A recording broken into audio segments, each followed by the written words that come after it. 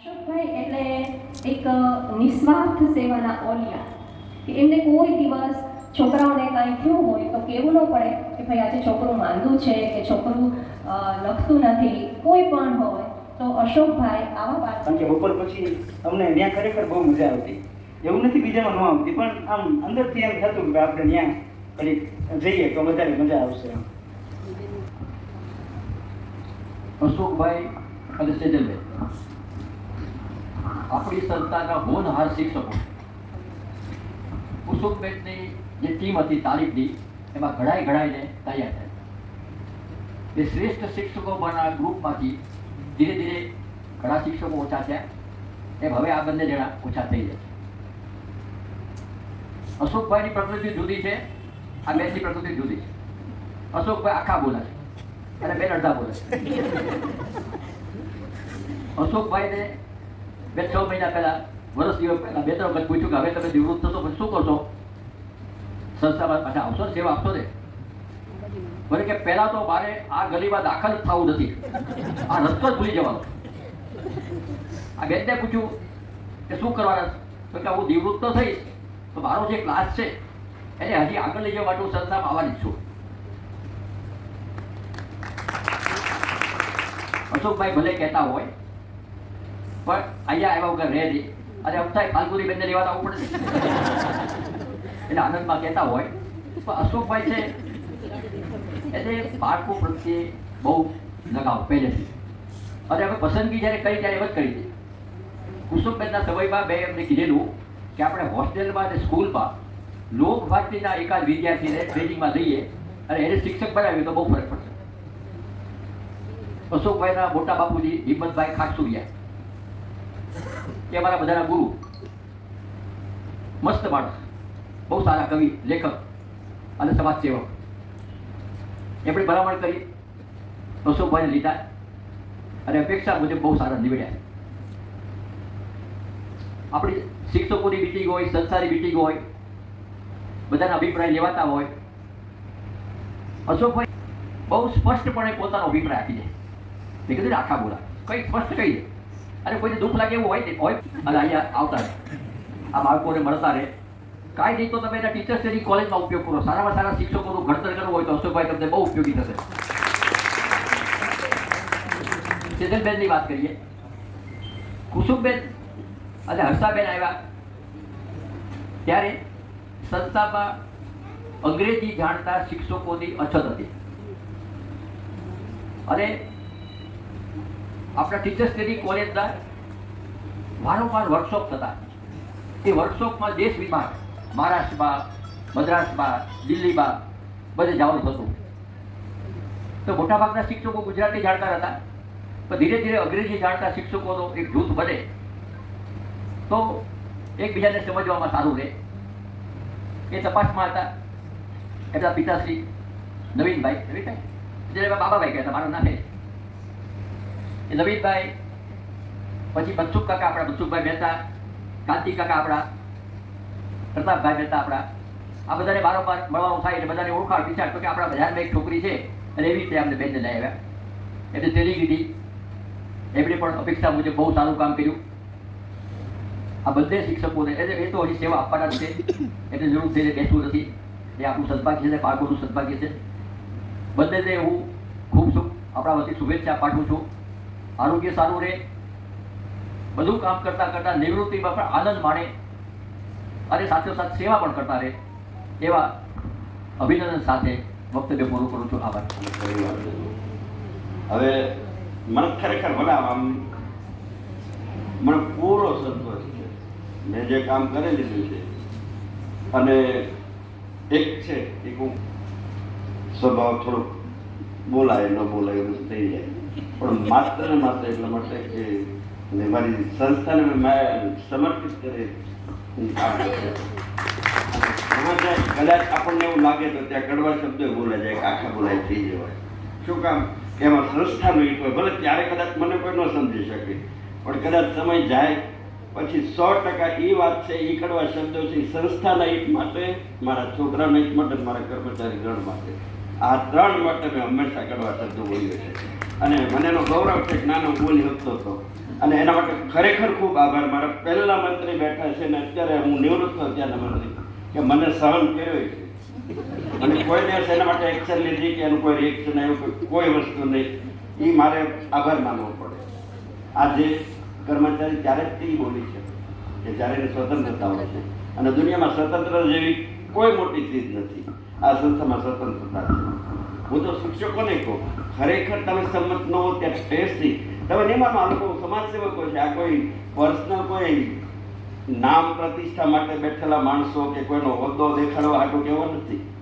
એ લોકો સમાજની સેવા કરવા બેઠા છે. ત્યારે તમારો પ્રશ્ન સાચો હશે તો એમાં તમારે ગભરાવાની જરૂર નથી. તમે કહેશો તો એનું નિરાકરણ આવશે. હું છું અને એટલા માટે જ તે ઘણી વખત શું છે, ઘણી થોડું જાય પણ વાહે જોઈ તો આપણે એકલો હોય, બીજું કોઈ ન હોય. અરે શું કામ યાર.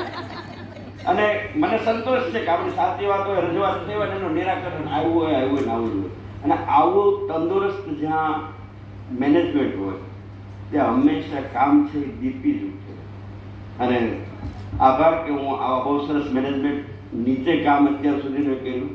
અને છેલ્લા 3 વર્ષથી મને બહુ અભાવ કામ પ્રત્યે થઈ ગયો, કોઈ સંસ્થા પ્રત્યે એવું નથી. પણ બસ મારે જલસા કરવા છે, રખડી જવું, મોજ કરવી છે. કારણ કે હવે હું ઠેઠ છેલ્લો મારો કોળિયો છે તો ભગવાન પૈસા મોકલવાનો છે. આજે આપણા રોટલાના પૈસા છેલ્લી ઘડી સુધી હવે આવી ગેરંટી તો ઈશ્વર કોને આપે? અને હું નસીબદાર છું, ડબલ આવવાના છે. હવે ભગવાને આટલી સ્વતંત્રતા, આટલી સગવડતા આપી, અને થેન્ક્સ ટુ નોકરીએ રાખનાર, નોકરીમાં નિભાવી જાણનાર અને આ છોકરાઓ કે એને સાથે કામ કરવાના એના આશીર્વાદ. અને કર્મચારીની વાત કરું, ખૂબ નસીબદાર છું. સૌથી પહેલા હું છે ને મારા બધા વિદ્યાર્થીઓને અત્યારે અહીંથી હાથ જોડીને માફી માગું છું. અને કારણ કે છોકરાને હેરાન કર્યા છે, પણ એટલા માટે કે એના સારા સંસ્કારના ઘડતર માટે. ત્યાર પછી મારા નાના નાના કર્મચારી કે જે અત્યારે જુનિયર કેટેગરીમાં આવતા હોય, વારે વારે ટોકીને મારા સહકર્મચારી મતભેદ કરીને આમને આપણે આમ જ કરવાનું, આમ નહીં થાય, આમ નહીં થાય. અને સિનિયરોને ક્યાંક એમની ઈચ્છાની વિરુદ્ધ જઈને મારે કામ કરવા પડ્યું સાથે આપણે મેનેજમેન્ટ સાથે. તો પણ દરેક વખતે મારો એક તરફ માત્ર સંસ્થા હતી, બાળકો હતા અને કર્મચારી ગણો હતો. પણ પહેલી પ્રાયોરિટી બાળકો હતી.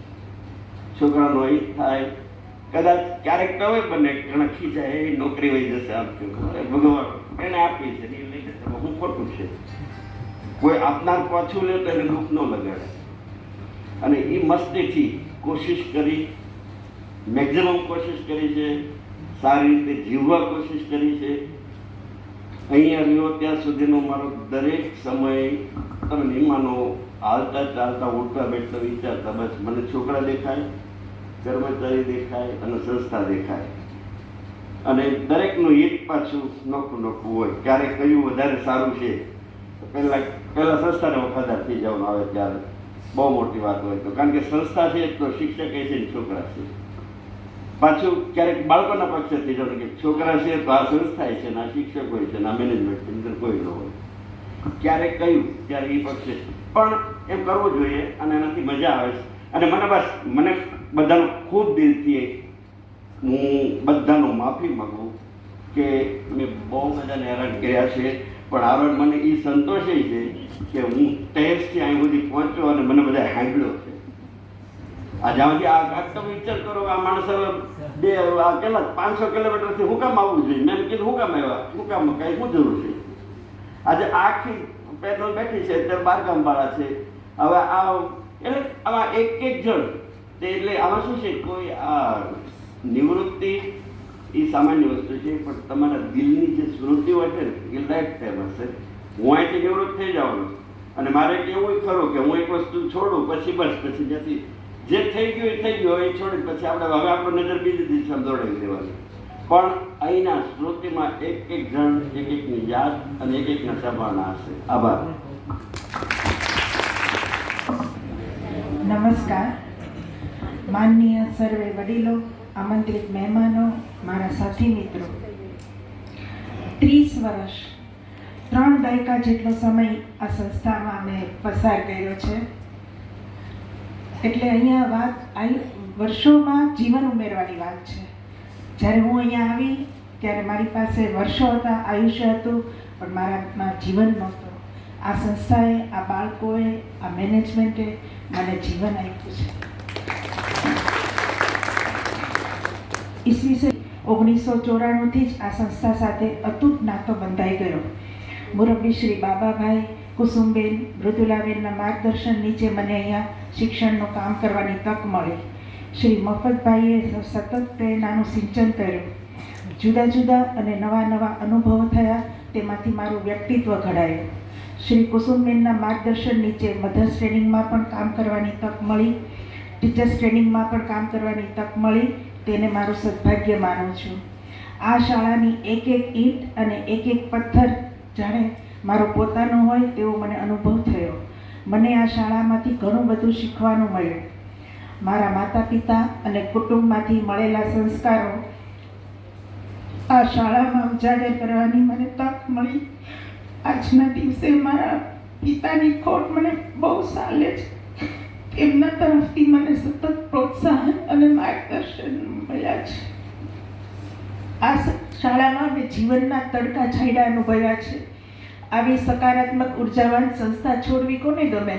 મને પણ આજે છોડીને જવાનું મન નથી થતું, પણ મારે વયમર્યાદાના કારણે નિવૃત્ત થવું પડે છે. આ સંસ્થા મારી માટે મારી જિંદગી બની ગઈ છે. મારા જીવનનું સૌથી પ્રિય કાર્ય બાળકોને શિક્ષણ આપવાનું હતું. તે સપનું હું આ સંસ્થા થકી સાકાર કરી શકી, જેનો મને ગર્વ છે. આ કાર્યમાં મને મારા કુટુંબીજનોનો અને મારા પતિનો ખૂબ જ સહકાર મળ્યો. તે મારું સદનસીબ છે. આજે હું શ્રી કુસુમબેન, શ્રી મૃદુલાબેન, શ્રી મફતભાઈ, શ્રી અંતુદાદા, કાંતિદાદા એને કેવી રીતે ભૂલી શકું?